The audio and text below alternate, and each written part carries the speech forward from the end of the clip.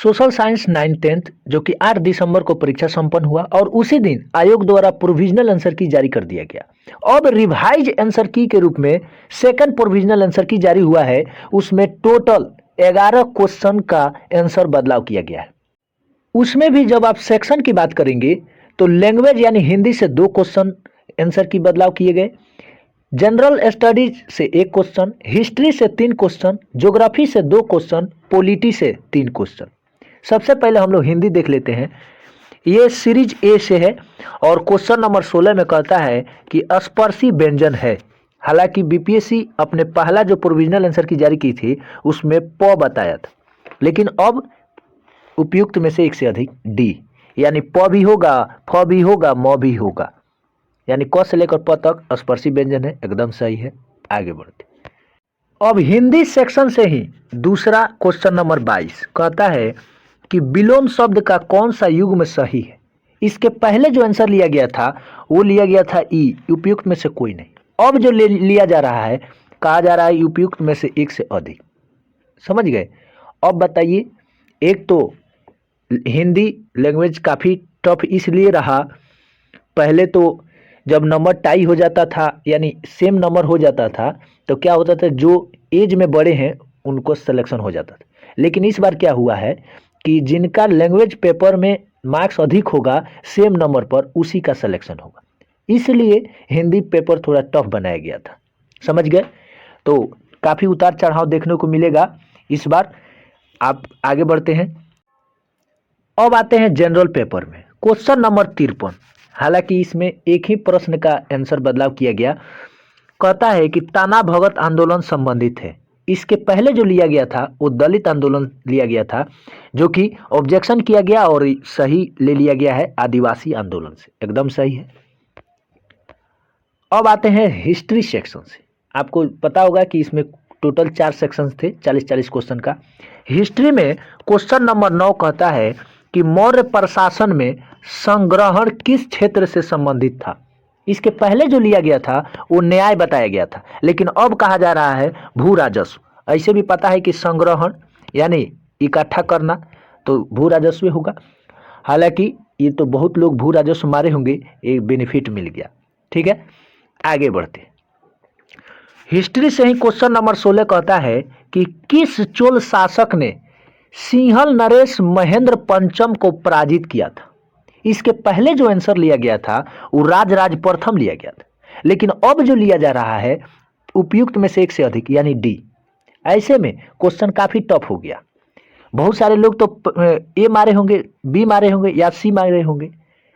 किसी को भी यहाँ तक थोड़े ख्याल गया होगा कि 2 भी हो सकता है, इसलिए एक से अधिक और इनमें से कोई नहीं। काफ़ी ये मतलब रिजल्ट जो प्रभावित करेगा यही करेगा। ठीक है, आगे बढ़ते। कहता है हिस्ट्री से ही क्वेश्चन नंबर 18 जिसका बदलाव किया गया, किस वर्ष लिवरपूल और मैनचेस्टर के मध्य जॉर्ज स्टीफेंसन ने रेलवे चलाई। इसके पहले जो आंसर लिया गया था 1829। अब लिया जा रहा है उपयुक्त में से कोई नहीं। बहुत सारे लोग तो 1826 मारे होंगे, 29 मारे होंगे, 33 मारे होंगे, लेकिन उपयुक्त में से कोई नहीं। कोई सोचा होगा। रिजल्ट यही गेम चेंजर बनेगा। आगे बढ़ते हैं। अब आते हैं ज्योग्राफी सेक्शन से। हालांकि ये क्वेश्चन बदलाव नहीं किया गया है, लेकिन मेरे द्वारा खुद इसको ऑब्जेक्शन किया गया था। कहता है कि भारत में रेलवे को कितने जोनों में पुनर्गठित किया गया है। लिया जा रहा है यहाँ 16, जबकि टोटल 18 रेलवे जोन है। अब कहिएगा कैसे। हमने प्रूफ के तौर पर भी दिया था, प्रेस इंफॉर्मेशन ब्यूरो, यहाँ देख सकते हैं, गवर्नमेंट ऑफ इंडिया का है। इसमें टोटल 17 जोन बताया गया है। कब तक, यहाँ डेट भी दिया है 21 जुलाई 2017 तक।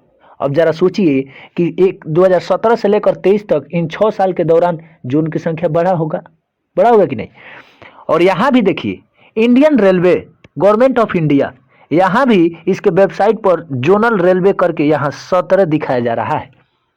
अगर हम लोग 17 के हिसाब से भी देखें तो ऑप्शन है कहीं, उपयुक्त में से कोई नहीं होगा।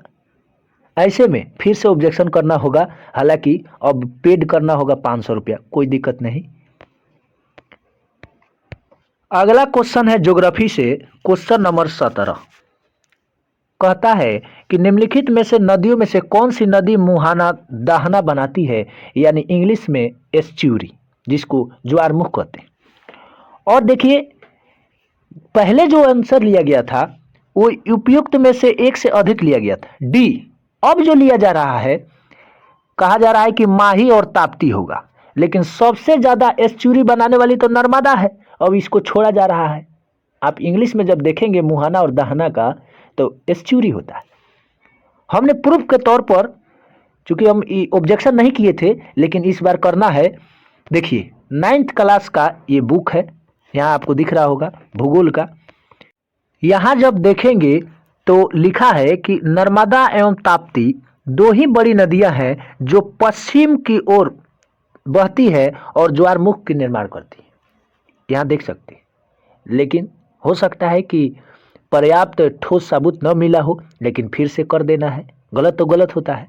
आगे बढ़ते, ज्योग्राफी का ही क्वेश्चन नंबर 39 चेंज किया गया है। भारत में प्रथम कच्चा तेल पाइपलाइन परिवहन नेटवर्क का नाम बताइए। इसके पहले हजीरा से विजयपुर लिया गया था, लेकिन अब उपयुक्त में से कोई नहीं। काफी गेम चेंजर होने वाला है।